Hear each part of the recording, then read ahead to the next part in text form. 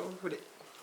Donc bonjour, je suis Mireille Kahn et j'ai fondé cette association Vivre la rue dans cette ville de Brest parce qu'un jour, en me promenant, plutôt une nuit d'ailleurs, j'ai été amenée à rencontrer une rue dans la ville qui me semblait être exactement ce qui manquait dans cette ville de Brest, que j'aime beaucoup. Donc, mais il manquait quelque chose, et ce quelque chose, c'était la rue Saint-Malo. Donc, le jour où je l'ai rencontrée, ma vie a changé, puisque je me suis consacrée totalement à la sauvegarde de cette rue. Et pour y faire des choses, évidemment, voilà, j'aime bien le passé, mais j'aime surtout le présent et l'avenir. Donc, pour projeter plein de projets artistiques en général d'ailleurs, puisque avec cette conviction que les arts et les artistes, c'est le contraire de la barbarie. Donc j'aime les arts, quoi, et j'aime surtout les gens qui font de l'art. Et voilà l'histoire, mais elle dure depuis 23 ans, 24 ans maintenant. Alors ici, on se trouve dans un lieu qui est géré par l'association Vivre la rue, qui s'appelle Au coin de la rue. Ben, ça tombe bien, c'est dans un coin. Et on y fait, il y a des expositions, il y a surtout un lieu accessible, enfin c'est surtout un accès Internet gratuit pour les gens du quartier qui en étaient complètement privés avant l'ouverture de ce lieu.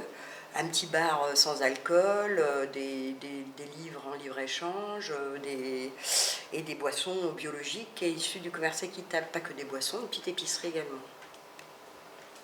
Et c'est un lieu qui fonctionne bien, où il y a des tas de gens qui viennent, et c'est hyper sympa comme endroit, quoi. Voilà. C'est chouette à gérer. Maintenant, c'est aussi une charge assez puissante, parce qu'on a fait beaucoup de travaux également dans ce lieu, quoi. On s'est beaucoup investi, quoi. Il faut que ça marche. Et on a créé un emploi. Donc Et à long terme, vous me disiez du coup, s'il y a un projet carrément pour toute la rue, essayer oui, alors toute la rue maintenant étant sauvée, on peut maintenant envisager l'avenir d'autres hospices, parce qu'avant il fallait démolir. Enfin, tout le monde voulait la démolir. Je parle de l'exécutif, hein, pas des gens de Brest, au contraire, qui l'apprécient beaucoup. Mais l'idée est abandonnée, donc maintenant il y a des travaux qui se font, comme ça, des chantiers, avec des chantiers de jeunes et tout ça. Et puis nous, on travaille au quotidien. Moi, j'y suis tout le temps. C'est moi qui m'occupe de l'entretien de cette rue. Et il y a des améliorations qui sont apportées chaque année, chaque mois même, on peut le dire. Boucher tel trou, recouvrir telle maison pour qu'elle soit hors d'eau. Gérer des jardins aussi, essayer de s'occuper de jardins, même si on nous les détruit souvent. Enfin bon, il faut continuer. Et à terme, on aimerait voir s'établir là des artistes, justement, qui auraient leur atelier, qui auraient leur lieu de travail et de résidence également, d'ailleurs, dans cette rue, et que les maisons restent ouvertes à tous, quoi. C'est-à-dire que les gens qui se baladent, tout simplement, comme le font tous les Brestois quand ils sont... Ils viennent là, ils se promènent, ils amènent des amis qui arrivent, qui ne connaissent pas la ville. Enfin, ça devient un endroit, les gens sont fiers de faire visiter ce lieu. Donc il faut qu'ils puissent continuer à se promener et à se sentir chez eux.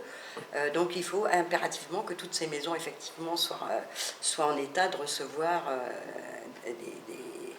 des gens, mais ces gens seront des artistes et tout le monde pourra aller les visiter. Grosso modo, voilà l'affaire. Maintenant, un petit théâtre, voilà, on est sur l'histoire d'un petit théâtre 80 places.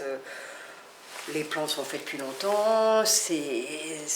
Voilà, on va y arriver. Okay. Ouais. On peut faire un petit tour de... Oui, volontiers. Du coup, là, il y a toute la partie de bouquins en libre accès.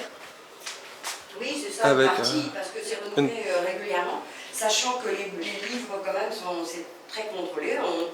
On met pas n'importe quoi. Voilà. Maintenant, on n'essaie pas du tout de diriger les gens vers une certaine littérature, mais il y a de la mauvaise littérature très connue et reconnue, donc celle-là, elle passe pas. Elle rentre pas ici, on l'amène dans un truc pour la recycler. Ça va peut-être servir à des choses plus intelligentes après, si jamais. Ok, bah super, merci beaucoup en tout cas. Merci à toi.